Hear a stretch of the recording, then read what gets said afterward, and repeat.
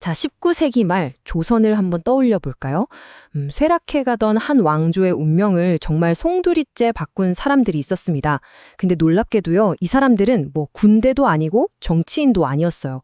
오늘 바로 이 소수의 선교사들이 어떻게 나라를 거의 재건하는 수준의 이 거대한 혁명의 불씨가 되었는지 그 이야기를 한번 따라가 보려고 합니다.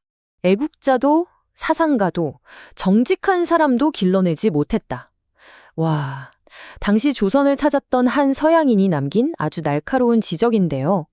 아니, 어떻게 한 나라의 교육 시스템이 이런 평가를 받을 수가 있었을까요? 바로 이 문장 하나에 왜 그토록 거대한 변화가 필요했는지 그 이유가 전부 담겨 있는 거죠. 네, 이 변화는요, 그냥 한 군데에만 머무른 게 아니었어요. 의료에서 시작해서 교육으로 또 사회구조, 정치, 문화까지 정말 연쇄적으로 일어났거든요. 자, 지금부터 이 6개의 혁명을 하나씩 따라가 보겠습니다. 그렇죠. 모든 혁명은 위기에서부터 시작되잖아요. 그럼 선교사들이 처음 딱 마주했던 조선은 과연 어떤 모습이었을까요? 한마디로 질병은 넘쳐나고 아주 엄격한 신분제가 사회를 꽉 옥죄고 있었고요. 어디에서도 희망을 찾기가 정말 힘든 곳이었습니다. 한번 상상해 보세요. 막 콜레라 같은 무서운 전염병이 돌아서 수많은 사람들이 그냥 속수무책으로 죽어나가는데 평범한 사람들은 기댈 곳이 정말 단 한 군데도 없는 거예요. 이게 바로 당시 조선이 처한 끔찍한 보건 현실이었습니다. 자, 바로 이 절망 속으로 첫 번째 혁명이 들어옵니다. 그건 바로 근대 서양 의술의 도입이었어요.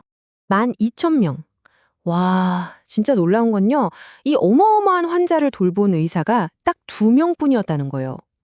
이 숫자 하나만 봐도 당시 사람들이 얼마나 절실하게 제대로 된 치료를 받고 싶어 했는지 그냥 그대로 느껴지죠.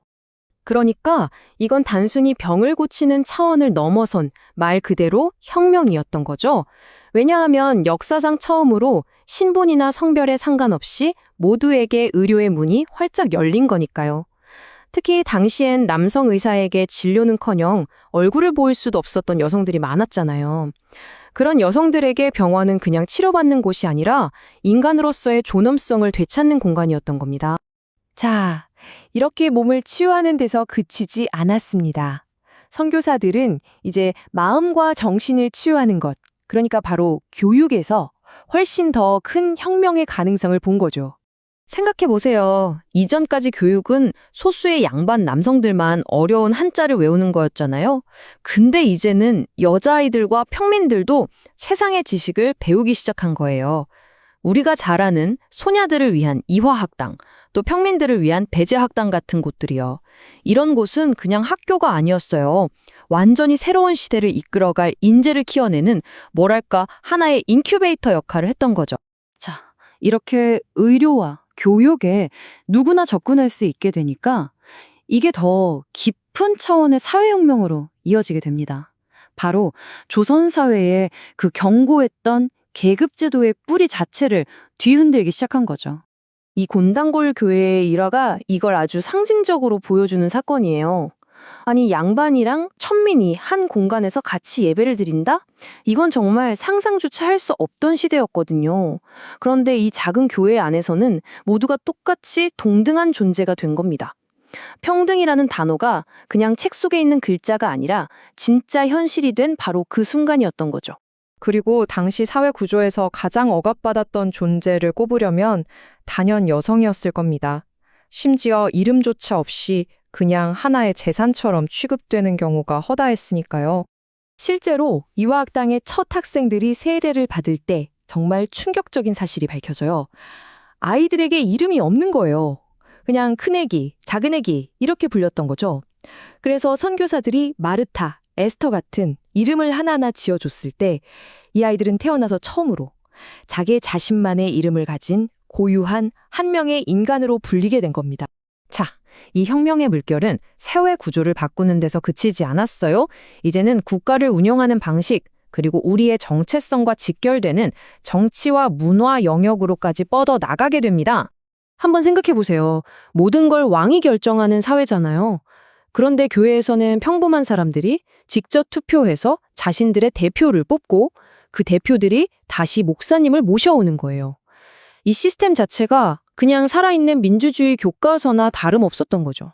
바로 이게 기록상으로 남아있는 한국인 최초의 민주적 선거였습니다. 우리나라 최초의 총선거보다 무려 60년 이상이나 앞선 일이었어요.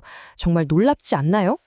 그리고 바로 이 시기에 선교사들이 정말 엄청난 보물을 재발견하게 됩니다. 바로 당시 지배층들이 상스러운 글이라고 무시하고 외면했던 한글이었죠.